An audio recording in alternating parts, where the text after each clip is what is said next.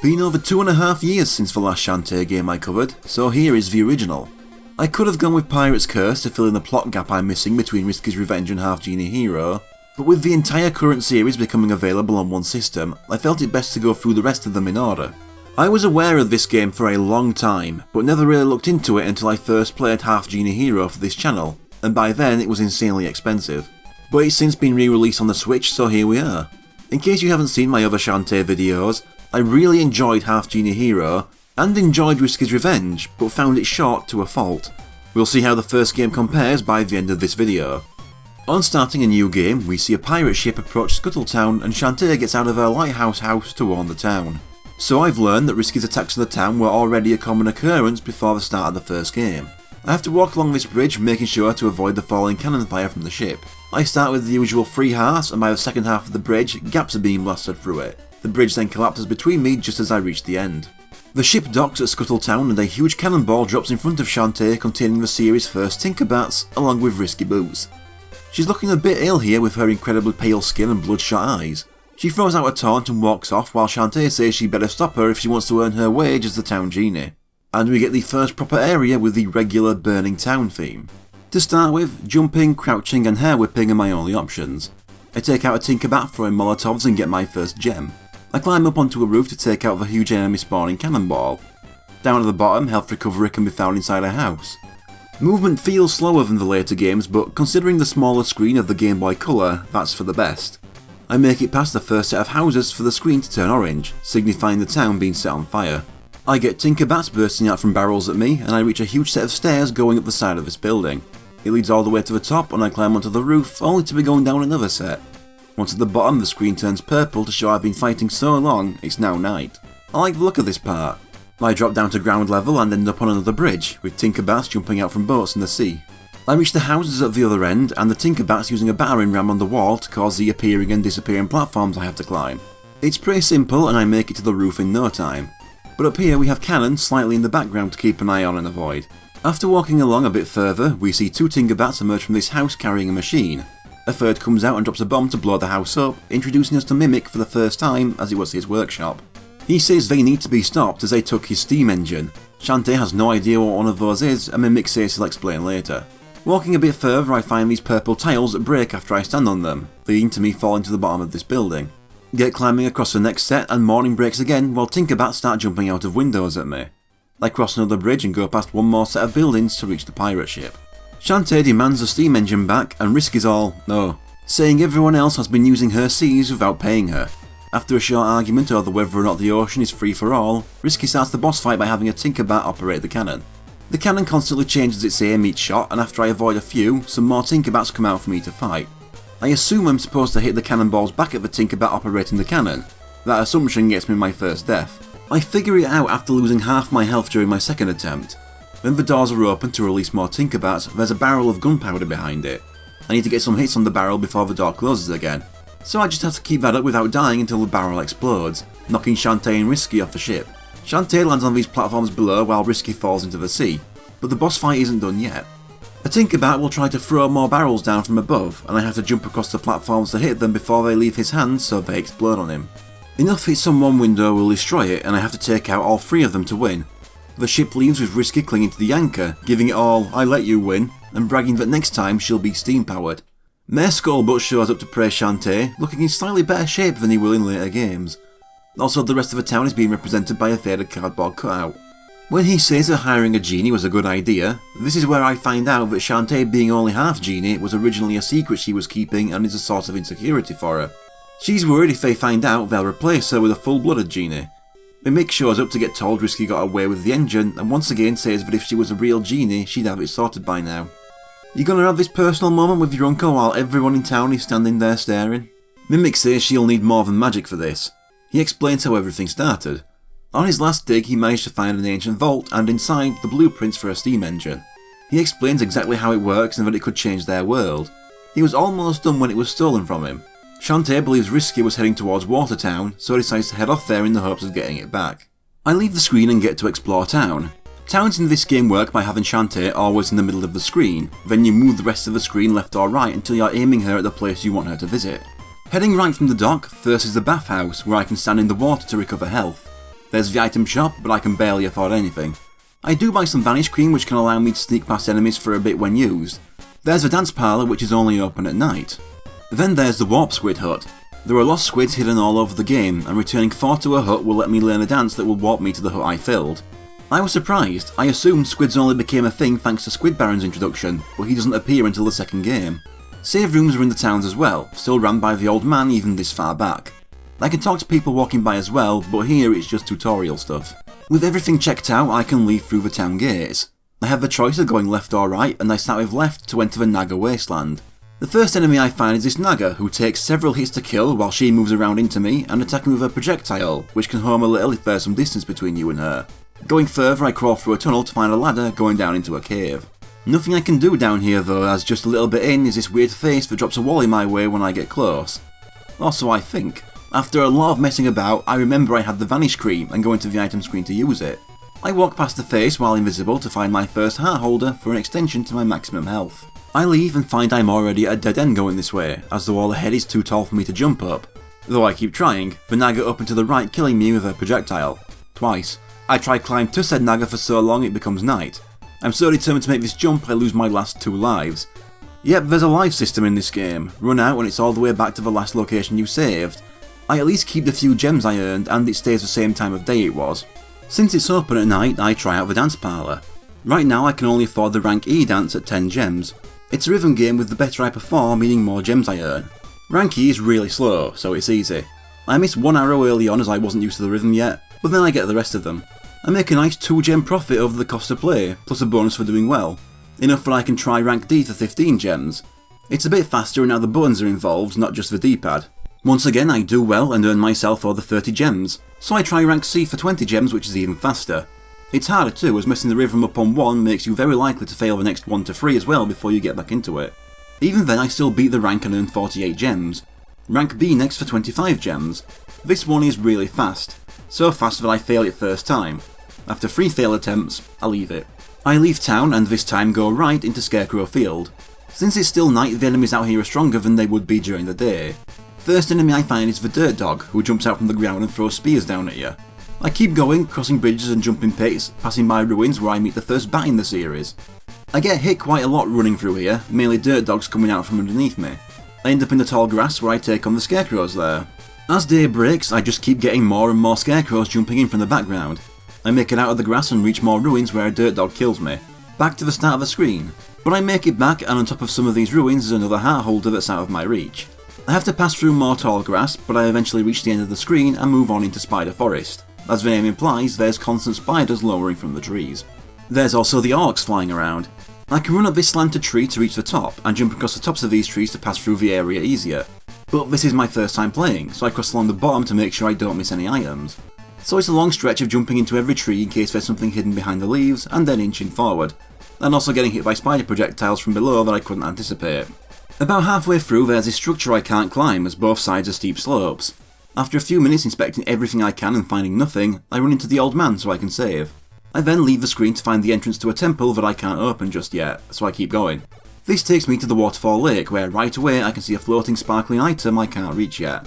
I start dropping down to take on my first Frog Lips, another enemy that takes so many hits to kill it just isn't worth the time. I drop to the bottom and go left when I have the choice to find a load of snakes spawning out of the holes in the wall. They spawn so quickly that I get killed walking under one. I get past them next time and reach a ladder to go down. It's a short cave filled with bats with an exit I have to crawl through. This puts me back in the forest. I get jumping along all the trees again, fighting the same enemies the first forest screen had until I find a log I can crawl into on the left side of the screen. This puts me in another cave.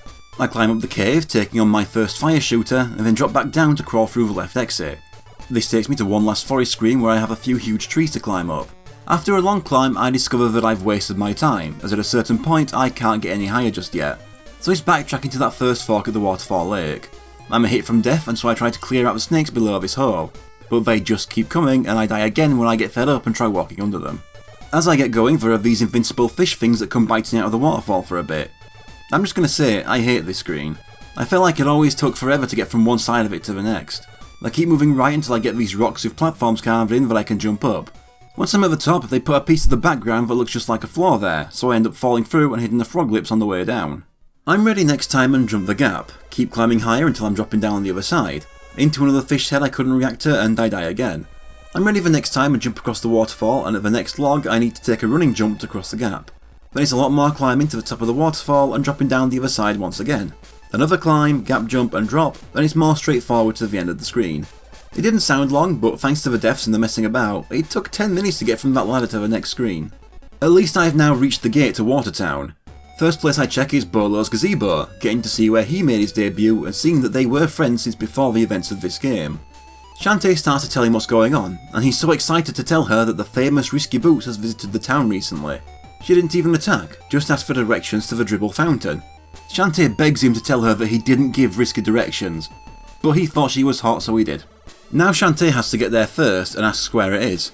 He says I probably passed it already, as it was that temple between the Spider Forest and Waterfall Lake. The aqueduct below it is still locked though, and Bolo says he can show her how it opens, Shantae agreeing to meet him there. Next to Bolo's place is the Firefly Shrine. Fireflies are another collectible, the one I couldn't reach at the right side of the Waterfall Lake. There's a scroll there I can't read without their light, needing all 12 fireflies. So I get going back the way I came. One log trek through the Waterfall Lake and I meet Bolo at the Dribble Fountain. Shantae asks what he's doing and he's distracted because he can smell Risky's perfume. Shantae reminds him of what he's here for and he throws a spiked ball that bounces into the eye at the top of the building and reveals the entrance. Bolo tells Shantae to go in while he keeps an eye out for her. Unfortunately, Risky is already inside. Risky taunts Shantae, saying she'll never be able to keep up with her and jumps off ahead. The hole she drops down is blocked, so instead I have to smash open this grate and crawl through. I have a huge drop into a room filled with breakable vases and a door to the right. The series regular crab makes his first appearance in this room, and as I jump across these platforms over the water, I get jellyfish jumping out as well. I spot a squid for a split second, but I can't get it yet, and just keep moving to the door at the end. In this next room, there are these platforms with eyes that open up for a bit to shock you if you're standing on them. I climb all the way up to the top of them, but find I can't get any higher just yet, so I drop down.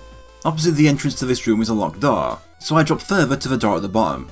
The door locks behind me and I have to fight a wet gal. She'll turn into a drop and slide along the floor or ceiling, revealing herself to attack, which is also my window to attack. Hit her a few times to take her down and then go through the door to the left. The next room has a wet man, must hit him in the eye when he goes to do his own attack. I take him out and crawl through a hole to the left to find my first warp squid. I crawl further right and take on another wet man so I can go through the next door to the left. We have moving platforms in here and since they're so fast I miss my first jump, fall in the pit and lose my last life. Got to travel all the way back from Watertown. I will say this life system is my least favourite part of the game and means backtracking to dungeons takes up a bigger percentage of my time spent with the game than I feel it should have. I make it back to that room with all my lives intact. There's 4 or 5 of these platforms across and some of them move diagonally or in circles. At the end I get a 1-up before I take another platform up and make my way to a sign at the top showing 2 squids and a fish. Below it is a hole I can drop down. Down here are 3 tiles I can rotate by hitting them. I make it show the 2 squids and a fish to make the pole release the key I need. There's a hole to the right that drops me back at the entrance of this room. I return to the locked door and open it, going through the next door behind it. Next I see thin platforms with a tile width gap between them and we all know what this means. I run, going over the gaps while the pinchers make their debut jumping up from the gaps. I reach another gap and use a skeletal worm that recedes into the wall to get across. I keep running, past all the crabs until I get going up, needing to avoid a few of the fire-breathing dragon head statues. At the top, it's left into another door. I get another set of pictures in here, squid, fish, fish, squid, and then go through the next door. The tiles are in the next room and I copy the picture order for it to release a key that falls right into a hole. I drop down the hole and fall a few floors into the key. To the left is another wet man to kill. He was guarding a vase holding another 1-up. To the right is a door to the bottom of the gap I used a skeletal worm to cross. I keep going right through another door. This room has me constantly moving down around the platforms until I reach the bottom. A crab exposes a fake wall in the bottom right, and I crawl through it to find my second warp squid. Going left, I have several gaps to jump to reach the next door. I have a slight maze of dragon statues to get through, with the locked door my newest keys for at the end. Behind it is the next door. The door locks behind me and there's another set of those tiles, but hitting the top one this time knocks it off and shatters it. All the way to the left is a series of skeletal worms and electric platforms to climb up. I get to the top and to the right is a locked door, so I go left. There's a wet man in here to kill for the key and there's a path going further up I can't follow yet. I unlock the door and behind it is a mural with snail, fish, snail on it and another warp squid I can't reach yet. Further on is another pole with the top tile already off. I knock it off its platform and near the warp squid so I can just reach it. That's free. I then knock it down the nearby hole. I follow it and keep knocking it down more holes until it lands on top of the pole by the start of this room and completes it. I match the images to be granted a key, which is used back on the top floor of this room all the way to the right. The door behind it has me crawl through a hole to find a genie in a cage. She was once the guardian of this place, and as thanks for saving her, she grants me the dance that allows me to transform into the monkey. Dances threw me off a bit this time compared to how simple they are in later games. There's a note bar with 4 stars that light up as I dance. I need to press certain buttons on the first star of the meter to transform. So the monkey is down left. I press down when the first star is lit and then wait for it to be lit again to press left. The monkey is pretty much the same as it is in the other 2 games I've played. Runs faster, jumps higher and allows me to climb walls. I use it to leave this room and then return to the room I last fought a Wetman. I keep climbing until I end up near the start of the dungeon, finding another 1-up on the way. But I don't want to return there yet and keep going back the way I came. At the top of the room with my first skeletal worm, I jump up against a pipe in the ceiling and climb up to find a hidden room. I climb further to find my 4th warp squid. Continuing to retrace my steps, I choke when about to run across the small platforms again and die falling into a gap. I get back to the room where I first found the electric platforms and once again climb as high as I can before I transform and climb higher. In the top right corner I find a door. I have to take out another Wetman, but either there was a glitch or my capture card failed to pick up a second one, as I can see Shantae fighting nothing until the second's exploding remains appear. Killing both lets me go through the door to the right. There's a room to regain health, and through the next door I catch up with Risky Boots. She's claiming the legendary Dribble Stone, which she plans to use to generate infinite water directly into the steam engine. The room shakes when she tries to take it and she gets knocked away, leaving Shantae to have to deal with its angry guardian, the tentacle monster. It floats across the room while spinning and I have to time a jump attack so that it will connect with its eye. After a few hits it speeds along the bottom of the screen to try and ram into me, but it's easily jumped over.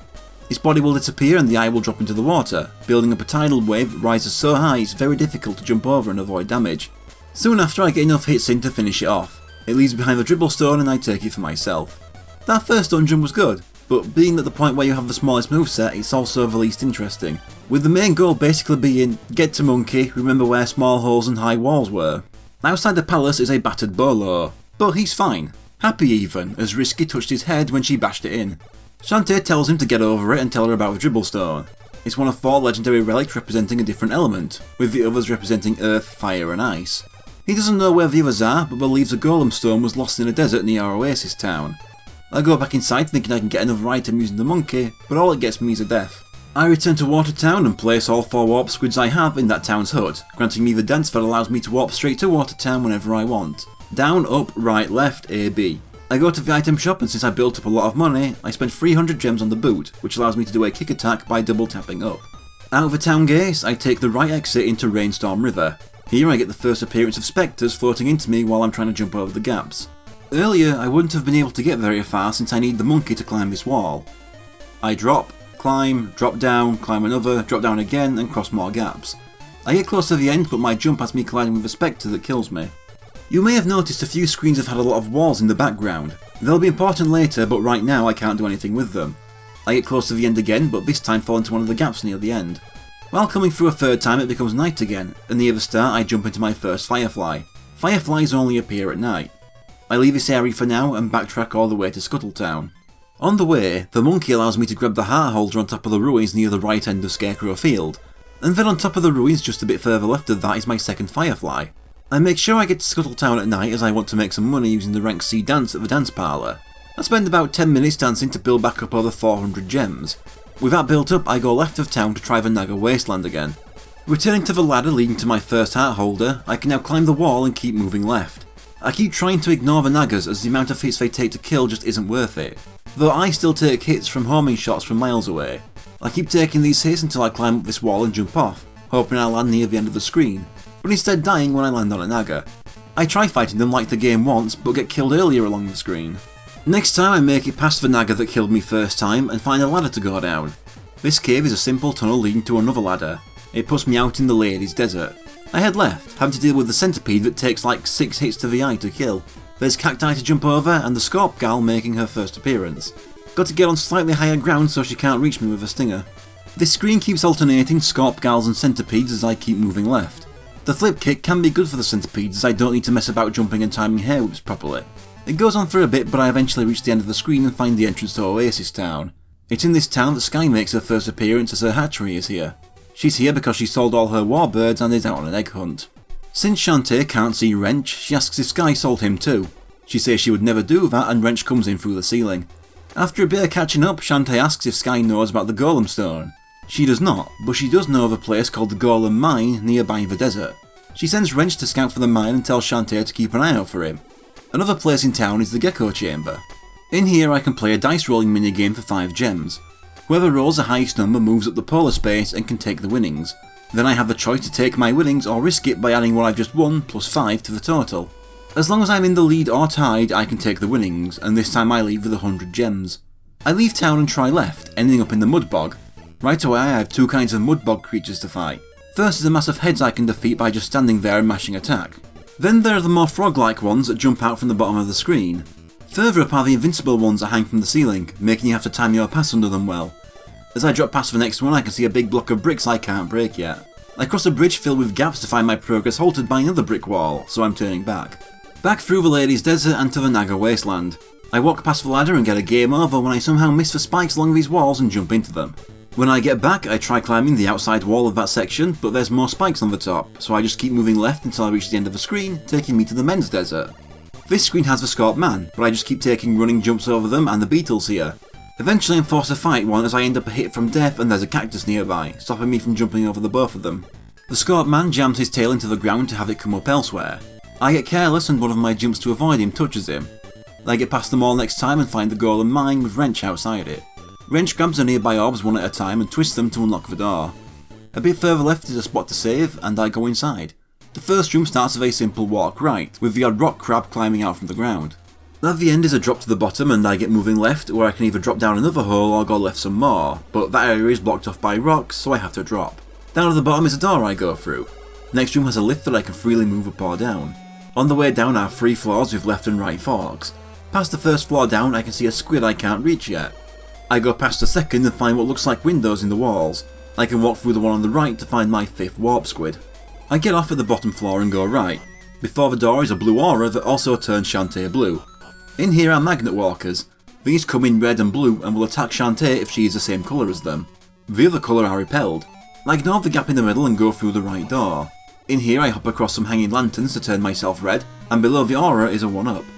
Back to the previous room I drop down the middle and lure out this magnet walker to kill him for a key. I go back to the lift and take it to the middle floor, going left to use the key. Past it is another door. There's a magnet walker in the ceiling here, so I jump up through a hidden hole to deal with him. The rest of them I just take the damage from as I run through the rest of the room to the next door. This room has the golem, which will curl into a rock to roll into me or spit boulders across the screen. I get him trapped against this weight and slowly beat him to death. To the right is a gap to drop down. Down here are red and blue doors that will open if I'm the matching colour. I drop down to make myself red to open the red doors so I can drop lower and then once again with blue to reach the bottom. Going left I can turn myself red again and then use the monkey to climb through the ceiling and keep moving left, dropping on the other side of the blue switch to keep myself red. I climb the nearby wall and manipulate this blue magnet walker into dropping down to the bottom so I can kill it for a key.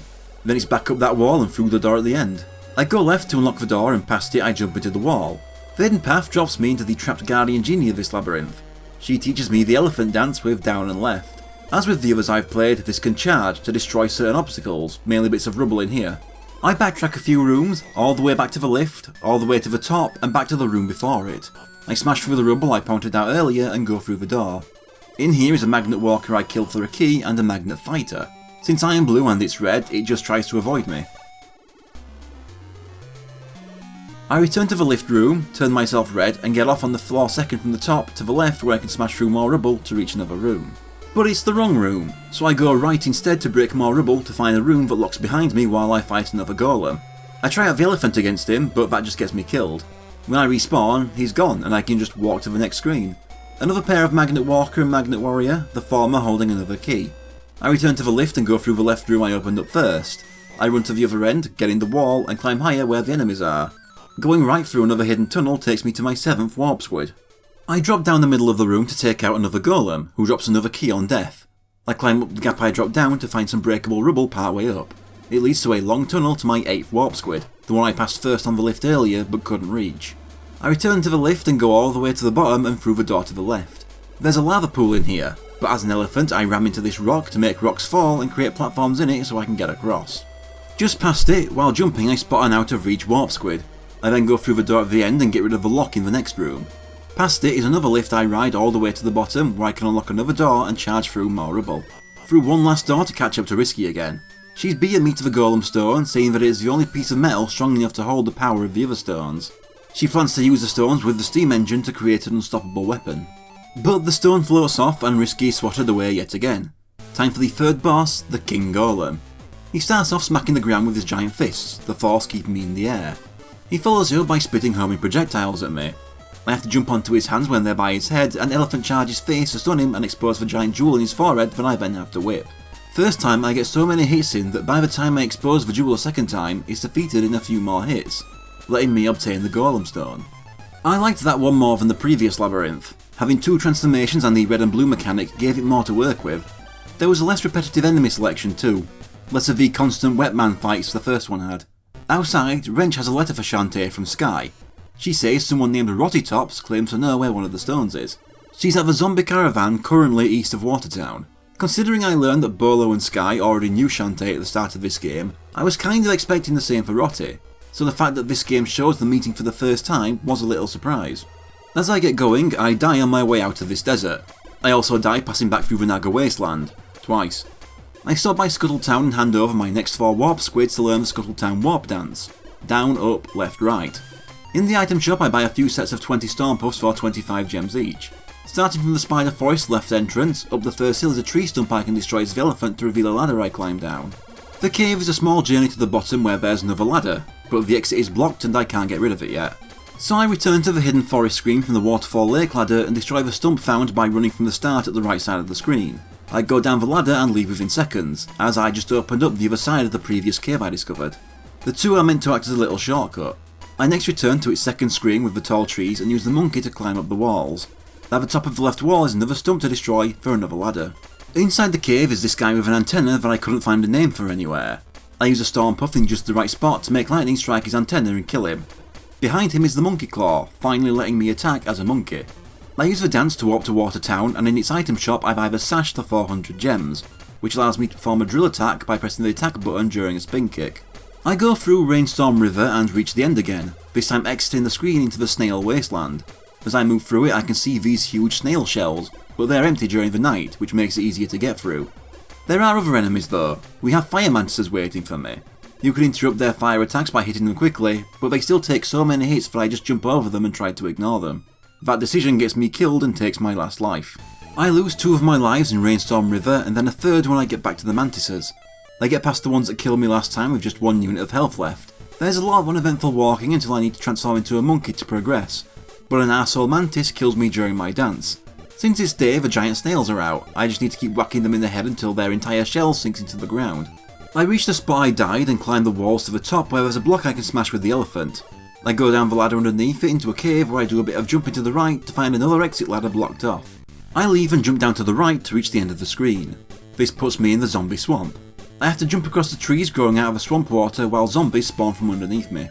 As I walk along I pass the next labyrinth, which as expected is locked. There's a safe statue past it and then I just keep jumping over more platforms and ignoring as many zombies as I can to reach the end of the screen. This takes me into the Ghost Forest. Right away there's the huge tree climbers doing as their names imply. I can't damage them and can just run under them.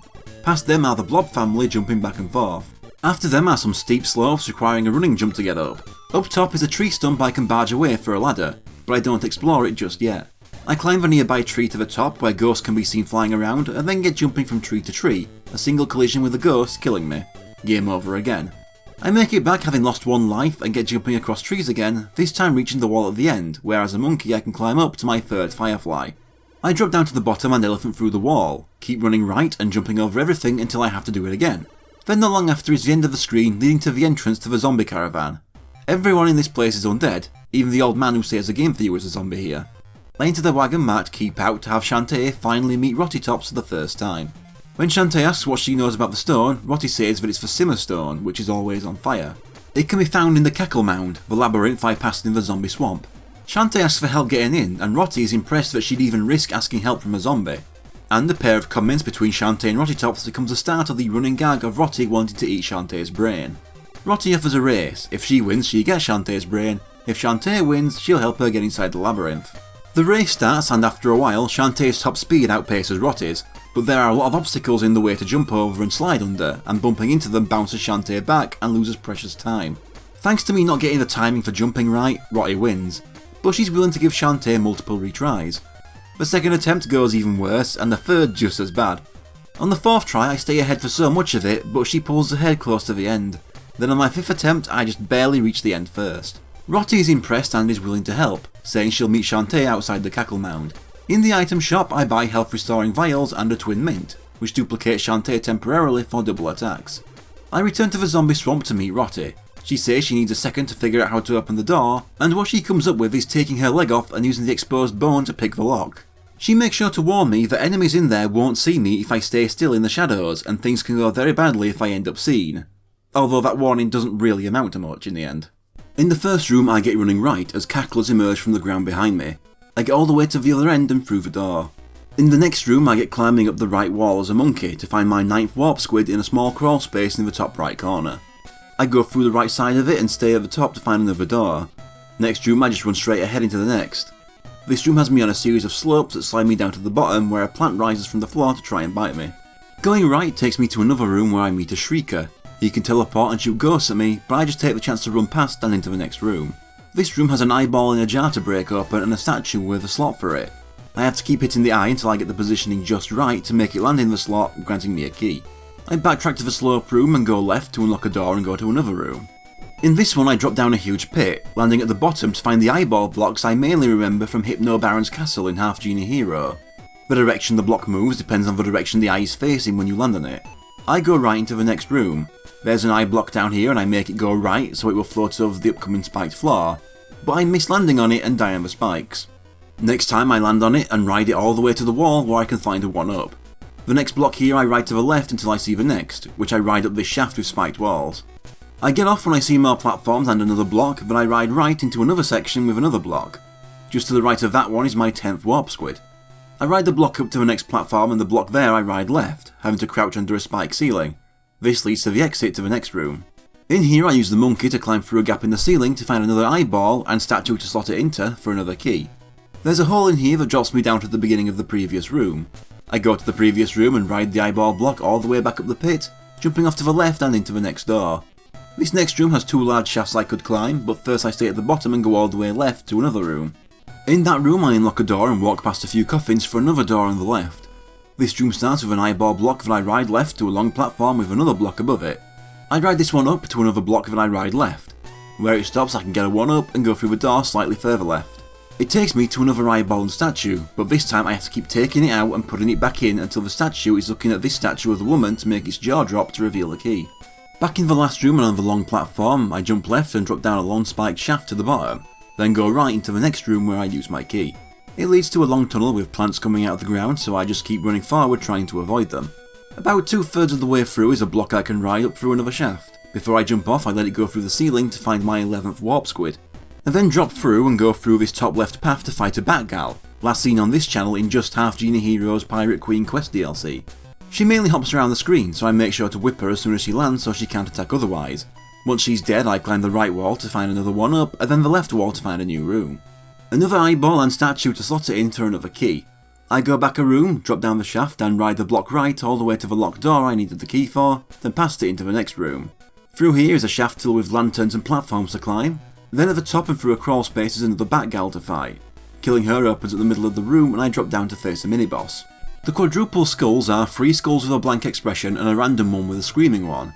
I have to hit the screaming skull to damage them. Need to be quick otherwise they'll spit fire at you. Apart from that it's a very simple fight, though I do barely finish it with just 1 bit of health left. The floor opens below me and I drop to the bottom. I then go left into a room where I go down a short drop to find the 3rd Guardian Genie. This one teaches me the spider dance with down B. This allows me to walk up certain walls in the background, like these spiderwebs. This will open up a lot in the overworld. Back to the previous room I take on a Batgal and get killed. I take her out next time and jump into the shaft I fell down below the skulls. There are webs I can climb in here and a door to the right halfway up. This puts me on the left side of the first large shaft I fell down in this place. There's an arrow pointed up into the ceiling here, so I climb through it as the monkey to find my 12th warp squid, meaning I can get another warp dance. I go back up the shaft and to the left again. Back in here I climb up the shaft on the right, but at the top get killed by a cackler. I get back up and through the door in the top right corner of the room. Through the next door and I discover I've looped back to the slope room and that the previous room was the second room of the entire labyrinth. I use the spider webs to climb along the ceiling over the slopes to find another door on the right. This time we have a statue with 2 slots and 2 eyeballs to put in them, but while dealing with it I get killed by a shrieker. I put the eyes in so that they're both looking up to get another key. Back to the second room, it's up the left shaft and through the door in that corner. At the left end of this room is a long set of spider webs to climb, past a pair of spiked walls to reach the door to unlock at the top, through one more door to reach the Simmerstone. But this time, Shantae's got here first. She thinks she's lucked out, but Risky drops in seconds later. She wants this stone to keep the infinite water she'll get if she gets the dribble stone back boiling forever. But of course she gets swatted away by the boss, the Wheel Beast. As its name implies, it can curl into a ball and roll into me, even rolling along walls and ceilings. I start using the Minside Bot to get double damage going. When it's done rolling, it'll open up and I can hit its front to damage it. Can't damage it from the back because of the shell. Once it's had enough of the beating, it'll curl up and roll around again. And the cycle repeats a lot until I finish it. Kind of a dull boss, and while this labyrinth is fine, I prefer the previous one. It doesn't help that there isn't that much for the spider to do in here. It feels like I'm navigating the entire dungeon mainly just to deal with one spider web back near the start. With the Simmerstone obtained, Shantae tells Rottie and also explains why she's even collecting them in the first place. Rottie explains that Risky is the reason the zombie caravan is so often on the move, she's that dangerous. In fact, the caravan will be setting off as soon as this conversation is over. If I want to find it again, I'll have to track it down in one of the few random, constantly changing spots. I'll deal with that later. Rottie lets me know that my next destination is Mount Pointy, where I can find the last stone, the Twinkle Stone. So with this new dance, I have some new places to check out. While running back through the Snail Wastelands, I find my 4th Firefly while climbing this wall. There's this wall I can climb with the spider towards the left side of the area. I climb to the top, then further with the monkey to find another block I can smash for another ladder. Then the spider dropping from the ceiling in this cave kills me. I travel to the other end, and this time I can actually go up the other ladder for once. This takes me into a hidden waterfall area. I climb the right wall here to end up in this little closed off area with nothing in it. I get what's going on immediately though and wait for night so I can collect a 5th Firefly. Dropping down and going left to the waterfall, I climb the right wall to the top to find another ladder. I drop down to the bottom of this cave and go right to find the Elephant Toad, which allows that form to do a ground pound. To the left is another blocked off ladder. This is a dead end, so I warp to Watertown. Starting from the right side of Waterfall Lake, I use a spider to climb the first background wall from that entrance.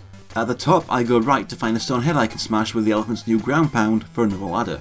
That opens up the other ladder in the cave I just found. Next I go all the way to the bottom left of Waterfall Lake and climb this wall with the spider, finally letting me reach and grab the first firefly I'd ever seen at night. I go back into the dribble fountain and can finally grab that first squid I saw using the spider. That's 13. In the spider forest there was this large wall with slopes on each side.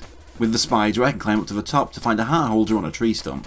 Next is the Naga Wasteland, which as usual I die trying to get through twice for another game over.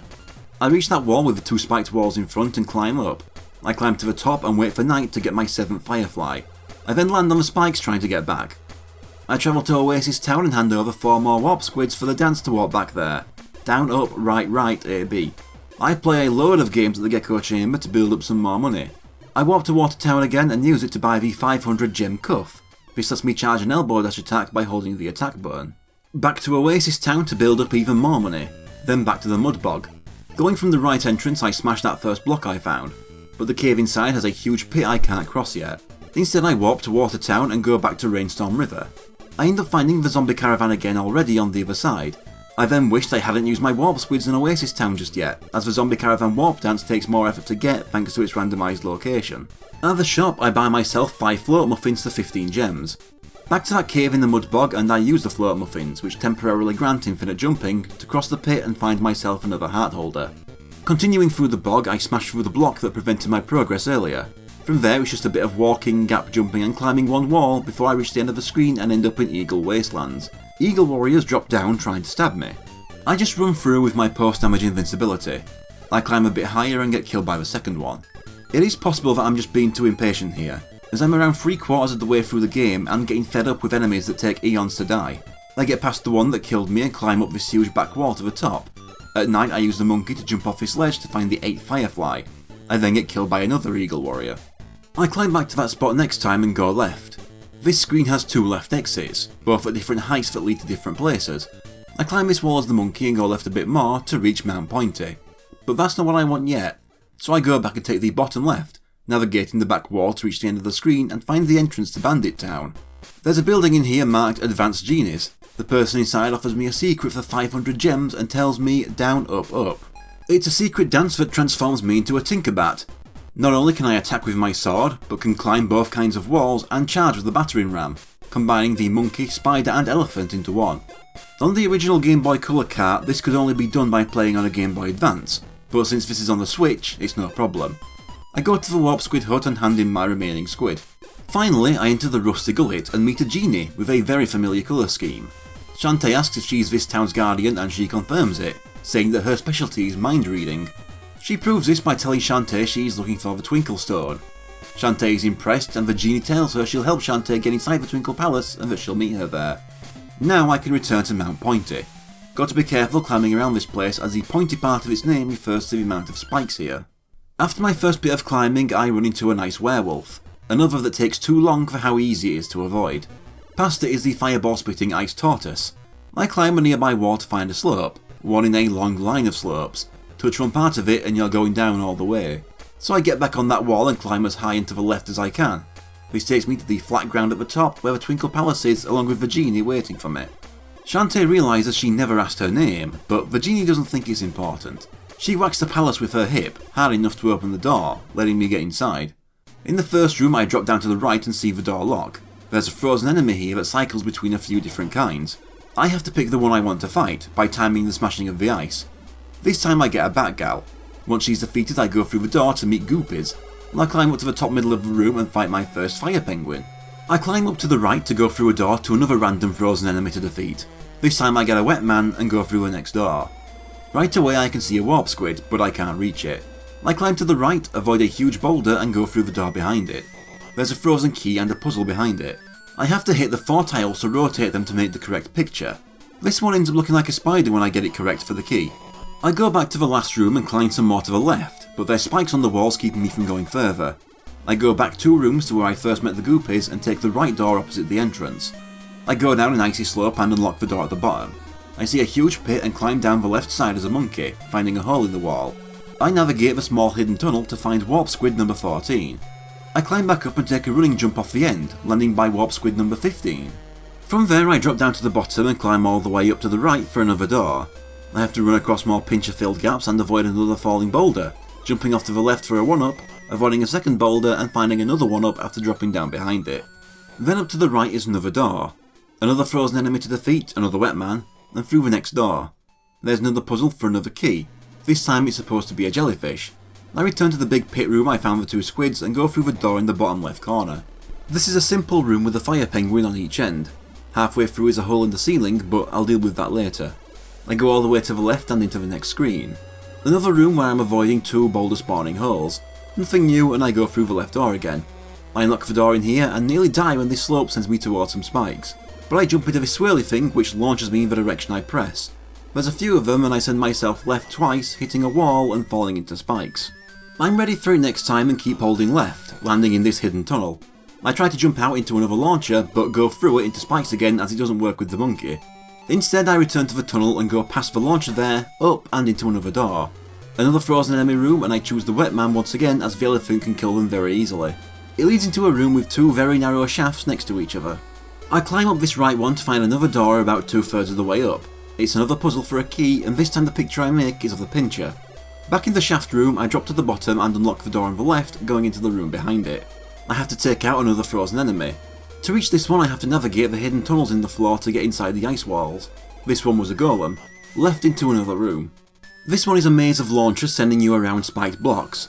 From the one at the start I go up, left, up, right, down, right, up, and up once more to reach another door. This takes me to the room of the final guardian genie in the game.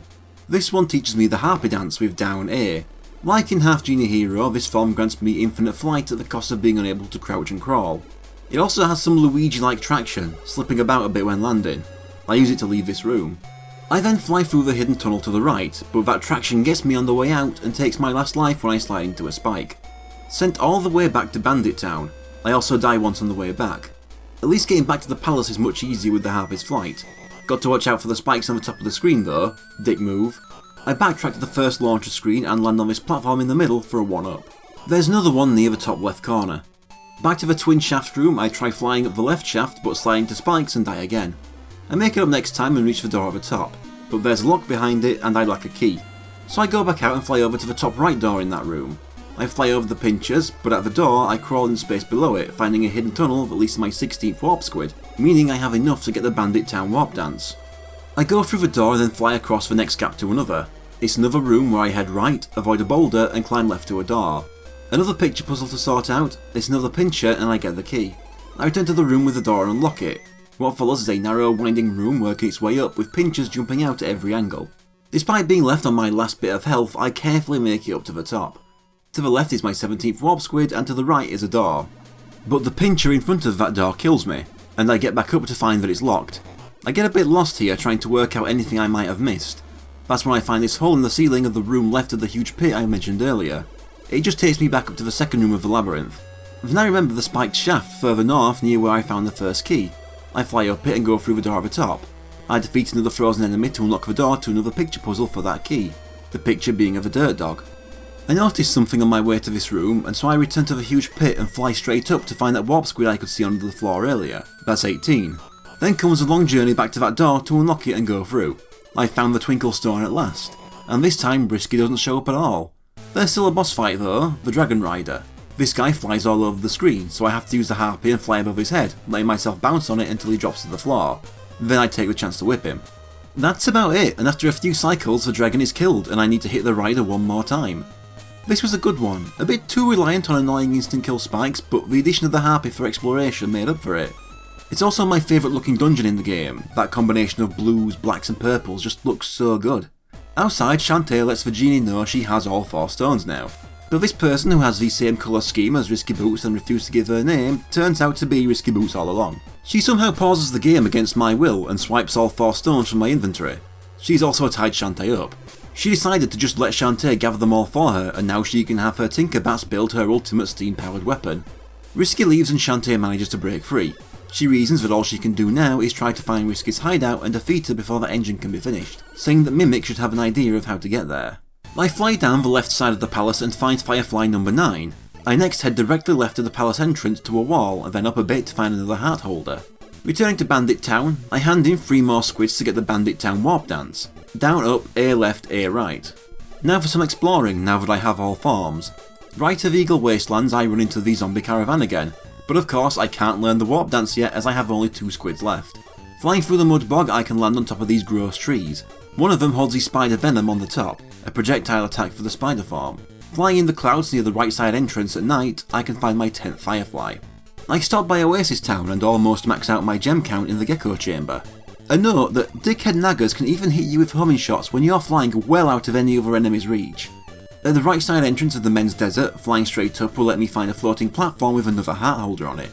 I next return to the Golem Mine. Going all the way down to the bottom of the first lift and then left into the room with the lava, I can fly up and get that warp squid I couldn't reach first time.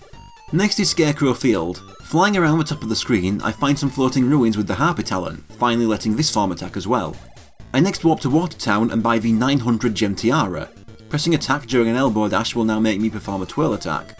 Back to the Cackle Mound next. In the room with the slopes, I can jump off the 3rd and fly to a little side area containing the final warp squid in the game. Now I just have to look upon the zombie caravan again to hand these last 2 in. Flying around the sky of the Ghost Forest, I can fly up a wall to the left at night to find my 11th Firefly. I leave the screen to the right to move on to the last area I haven't been yet. Between Ghost Forest and Mount Pointy is the Archer Forest. The Archer girls I fought in the other 2 games I've played are here, along with a tall worm that I have a fatal collision with. And then there's these steep slopes that slide you right into a pit. So I fly over them until I find this tree stump to smash open. Down the ladder is this guy who wants to watch more than one cute girl dance, so I duplicate myself with a mince to make that guy float up into some spikes and die. Behind him is the final heart holder in the game. Then at night I fly left from the right entrance and soon find the 12th and final Firefly in the game. I warp to Watertown and check out the Firefly Shrine to see it all lit up. I can read the runes to learn the heart dance with down up B. This dance will let me pay 10 gems to fill one of my hearts, so 90 gems for a full heal from 1. Now to get looking for the zombie caravan again. It takes a few minutes, but I find it between Rainsom River and Snail Wasteland. I hand in the last 2 squids to learn the final warp dance, down up, left left, A B. And that is everything I can do and obtain in the game before going for Risky's hideout. I return to Scuttletown and talk to Mimic. He says the only way to find Risky's hideout is to fly to the highest point of the land and just leads me to it. It turns out what he means is start at the left entrance of the Lady's Desert and then fly all the way up and right. This takes me to a floating island with a telescope on it. Shantae says this is the legendary Skyscope. But first the voice tells her that if she wants to look into it, it must be allowed to look into her soul. The voice does and comes to the conclusion that Shantae's alright. Shantae looks through it and finds the island with the hideout. The voice will teleport her there, saying that to get back she just needs to stand in its light. And so I arrive at the final area of the game. Shantae says that it looks like a giant Tinkerbat factory, and since I've been here before in the future in Half Genie Hero, I know it is. First I head forward, avoiding steam from the ground and taking out returning Molotov Tinkerbats. After flying over spikes I drop down a gap. I stay a harpy and keep moving right, chasing 2 Tinkerbats into a pillar that rises up and blocks my progress that way. Until I turn into the elephant and ram it down, making the Tinkerbats fall with it. Then 3 of them forming a tower, each holding guns, but I charge through them. I next have to use the monkey to enter this pipe and navigate a maze. I get dropped out in a room so steamy I can barely see anything. The moving through it has me meet this large steam-powered Tinkerbat. I get out of the steam and fight another, smacking off the top of its head, revealing it to be a mech piloted by a real one. At the end I get sucked into another pipe and fired from a cannon a few times. It takes a few attempts to get the aiming right, taking out several Tinkerbats during, but I eventually get through the exit on the top right. Continuing right I have to knock down another pillar, avoid more steam and spikes and take on more Tinkerbats, including this new winged one. Based on the panels in the background it's clear they wanted me to use a spider here, but instead I was dangerous and went through as the harpy, almost getting spiked a few times. I'm running through more steam after that and then get sucked into another cannon. Works like the other but I get out of the exit much quicker this time. More spikes and another pipe to go through as the monkey. I reach this middle bit and drop down into this hot area where I find a door to smash open and go through. And through that door is Risky. She's just finishing off her steam-powered behemoth, which she can use to conquer the land and seas. She pulls a lever and I'm dropped into a battle with the Tinker Tank. I start by flying around the tank, getting damaged by steam on the way, until I reach the head and drop through the top. I land in its chest where there are 2 orbs and use the monkey to climb into one of its shoulders, where I can smash up a gear to turn the blue orb in the chest into the dribble stone. I then do the same to the other shoulder to turn the grey orb into the golem stone. I destroy the both of them, which opens up passages in the shoulders going down into the arms. I drop down to the left arm and destroy a gear to reveal the simmer stone in the gut, and the same with the right arm to reveal the twinkle stone. I drop down into the gut from the chest and destroy both the stones. This opens up the steam engine where the heart would be in the chest, and I give that a million whacks until it's destroyed, taking the entire tank with it. Shantae lands in front of Risky, followed by the Tinker Tank's head. Risky doesn't take it very well. She's so pissed she says she's gonna disembowel Shantae and dance on her entrails. That's not an exaggeration, she actually says that. Risky runs across the screen slashing wildly, giving only the tiniest room to hit her when she stops. I can't get a whip in, but there was only one thing I knew about this game, years before I played it, and I don't know where from. I transform into the spider and keep spitting my venom on her. It's very good, and spamming it guarantees a hit when one is available. She tries jumping around the screen, often right into my shots. She'll cling onto the walls and do diving attacks towards me. After enough damage she pulls out the blunderbuss and tries to shoot me, but the spider is so short the shots go right over me. She takes enough damage that I knock her hat off, at which point she starts sliding along the ground at me on her sword and then throwing it out like a boomerang. But I just keep shooting at her, eventually taking her down as her entire hideout starts to explode behind her. Shantae tells her to give up, but she refuses, believing Shantae can't escape the explosion. She flees and Shantae flies through the roof in her harpy form. I now have to avoid the fireballs jumping up after me with my remaining health. It's just a case of moving left and right, but I take quite a few hits. It gets close and you can see my life counter. If I died now, I'd have been slightly upset, but I make it with the bare minimum health. Shantae escapes the island and she ends up inside the genie realm. She was brought here by some of the genies to offer her a reward for everything she did. They say she has surpassed her potential as a half genie and they want to use some of their magic to make her a full one. She's very excited until she learns she'll have to abandon her life and everything she knows to live in the genie realm permanently. They insist she'll be happier with them, but as much as Shantae would like to be a full genie more than anything, she doesn't want it at the cost of her existing life and relationships. Plus, without her around, there'll be no half genie left to protect her home, so in the end she declines their offer and they send her back. Shantae wakes up on the dock with Mimic. Mimic is worried she died in the hideout explosion and Shantae apologises for destroying the steam engine he worked so hard on. Mimic is fine with it, reasoning the world isn't ready to regain steam power yet. Shantae decides she's coming clean to the mayor about only being a half genie.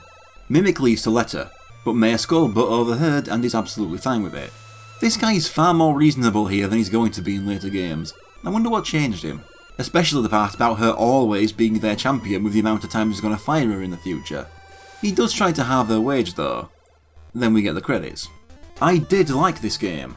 It looks amazing for the Game Boy Color and sounds great, and the labyrinths were a lot of fun, and I can never get enough of gaining new skills and items to let me find new things in all places.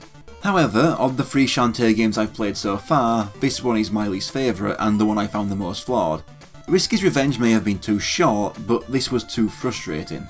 The screen crunch is an issue. Too many times my exploration resulted in blind jumps into enemies I couldn't predict. Speaking of enemies, most of them simply took far more hits to kill than was necessary, making it much less of a slog to just take the hits and run past them. It was the enemies that made many of the overworld screens far less fun to explore than they could have been, Naga Wasteland being the biggest offender. Not to mention being too reliant on instant kill spikes in the later areas. It would have been less of a problem if the life system wasn't in. I feel like there was no reason for it here, and I'm glad the later games got rid. But as I said, I still enjoyed it overall, and it is the first game, you would hope it would be the most flawed. I found Risky's Revenge and especially Half Genie Hero to be improvements over this, and I still have yet to try out Pirate's Curse and Seven Sirens, so while it's not guaranteed this game will be ranked the lowest of the series by the time I've done all 5, I really hope it will be, because to have this game be the weakest in the series overall says good things about the franchise.